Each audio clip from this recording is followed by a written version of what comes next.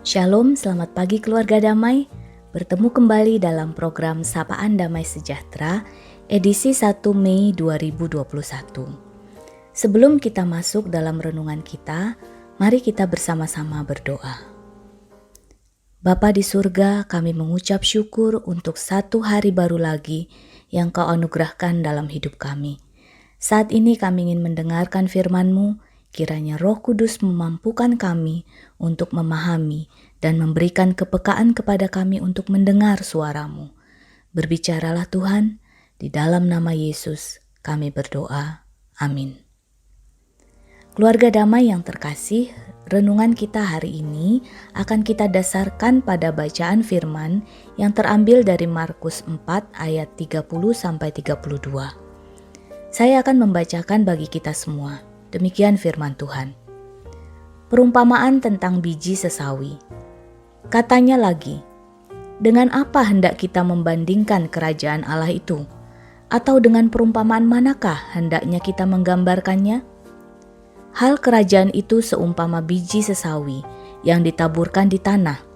Memang biji itu yang paling kecil daripada segala jenis benih yang ada di bumi. Tetapi apabila ia ditaburkan, ia tumbuh dan menjadi lebih besar daripada segala sayuran yang lain dan mengeluarkan cabang-cabang yang besar, sehingga burung-burung di udara dapat bersarang dalam naungannya. Bapak, Ibu, Saudara yang terkasih, bagi bangsa Israel ketika berbicara tentang Mesias, mereka membayangkan sosok raja yang kuat, perkasa, dan berkuasa secara duniawi.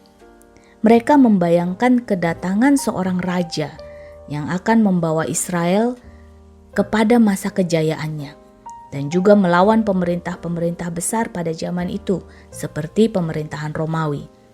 Karena itu demikian pula lah penggambaran mereka akan kerajaan Allah. Suatu kerajaan besar yang menguasai segala pemerintah pada masa itu. Pada kenyataannya, Yesus Sang Mesias hadir sebagai sosok yang penuh kesederhanaan, berbicara dengan kelemah lembutan, penuh belas kasihan, sering duduk bersama dengan para pemungut cukai dan orang berdosa. Tentunya hal ini membuat mereka kurang bisa memahami konsep Mesias yang sesungguhnya. Mesias yang dijanjikan sesungguhnya bukan hanya membawa keselamatan duniawi agar mereka lepas dari penjajahan, namun terlebih daripada itu, sebenarnya adalah membawa keselamatan kekal, bebas dari belenggu dosa. Dan memang pada akhirnya pun, kerajaan Allah ini akan berkuasa dan lebih besar dari segala kerajaan dunia. Perbedaan pemahaman inilah yang membuat Yesus sering mengajar dalam bentuk perumpamaan. Di sini Yesus mengatakan bahwa kerajaan Allah itu seumpama biji sesawi. Biji sesawi tergolong paling kecil di antara biji-bijian yang sering ditanam di daerah Galilea. Ukurannya sangat kecil, berkisar 1-1,5 mm. Namun ketika tumbuh, ia bisa menjadi tanaman dengan ketinggian hingga 2-3 meter. Dan dikatakan burung-burung di udara dapat bersarang dalam naungannya. Biji sesawi ini dipakai Yesus untuk memberikan gambaran mengenai kerajaan Allah, sesuatu yang kelihatan kecil namun memiliki potensi untuk tumbuh besar. Yesus memulai pemberitaan tentang Injil Kerajaan Allah dari suatu wilayah yang kecil, yaitu Galilea, dengan jumlah murid pun yang hanya 12 orang. Namun seperti yang kita alami hingga saat ini, dengan pimpinan Roh Kudus, pemberitaan Injil ini telah tersebar ke seluruh permukaan bumi dan akan terus bertumbuh hingga penggenapan kerajaan Allah secara sempurna terjadi pada kedatangan Yesus yang kedua kali nanti. Keluarga damai yang terkasih, melalui perumpamaan ini, Yesus mengingatkan kepada kita bahwa kerajaan Allah itu mungkin tidak seperti yang dibayangkan oleh manusia pada umumnya. Awalnya mungkin terlihat kecil dan tidak berarti, namun ketika bertumbuh, ia akan menjadi besar dan banyak orang akan bernaung di bawahnya. Bapak, Ibu, Saudara yang terkasih, bagaimana dengan kita? Sudahkah kita mengambil bagian dalam pemberitaan Injil Kerajaan Allah? Hari ini kita diingatkan bahwa ukuran bukanlah hal yang utama, namun bagaimana kita menyerahkan kepada yang memberi pertumbuhan, sehingga yang kecil itu bisa bertumbuh menjadi besar. Setiap karya dan pelayanan yang kita lakukan untuk kemuliaan Allah pasti akan membawa berkat dan memberi pengaruh sehingga akan terus bertumbuh menjadi besar. Bapak, Ibu, Saudara yang terkasih, mari kita renungkan bersama. Bagaimana sikap kita ketika melihat pelayanan sesama kita yang mungkin sangat sederhana dan kecil? Apakah kita meremehkannya? Apakah kita menganggap kita jauh lebih baik daripada orang itu? Atau mungkin kita bahkan menertawakannya? Saudara-saudara, kalau itu yang kita lakukan, mari kita mohon ampun kepada Tuhan. Daripada melakukan hal tersebut, mengapa kita tidak datang dan ikut mendukung pelayanan tersebut? Jika itu adalah pelayanan yang sungguh dilakukan untuk kemuliaan Tuhan, niscaya Tuhan sendirilah yang akan memberi pertumbuhan. Tidak ada yang terlalu kecil di mata Tuhan. Lalu bagaimana bila yang terjadi sebaliknya? Kita merasa kita tidak punya apa-apa. Kita terlalu kecil, tidak mampu untuk ikut ambil bagian dalam pemberitaan kerajaan Allah. Bapak, Ibu, Saudara yang terkasih, sekali lagi bukan ukurannya. Biarpun kecil, namun itu akan menjadi besar di tangan Tuhan. Jangan rendah diri, namun berikan yang terbaik dari apa yang kita punya. Ingatlah, ketika kita melayani, apa motivasi kita? Ingin memuliakan Tuhan atau memuliakan diri sendiri? Kalau kita ragu untuk melayani, jangan-jangan karena kita mengharapkan pujian dan kita takut dicela.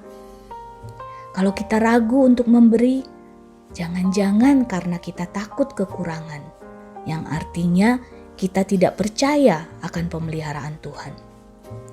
Sekecil apapun itu, jika itu yang terbaik yang kita miliki dan kita berikan untuk kemuliaan Tuhan, percayalah Tuhan sendiri yang akan menumbuhkan menjadi besar.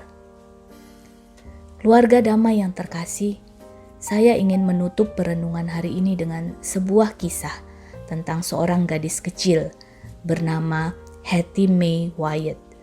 Dia tinggal di dekat sebuah gereja baptis di daerah Philadelphia.